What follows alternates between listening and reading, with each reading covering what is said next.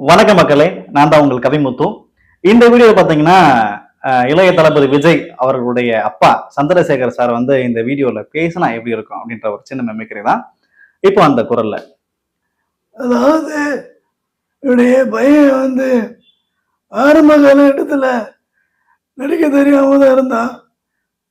அவனை அறிமுகப்படுத்தி வச்சேன்.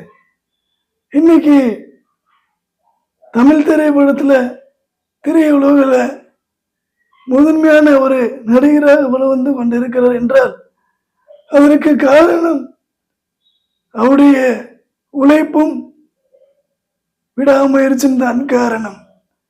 இது மட்டும் இல்லாமல் மக்களாகிய உங்களுடைய ஆதரவும் தான். இப்போது திரையுலகை தாண்டி அரசியலுக்கு வந்திருக்கிறார்.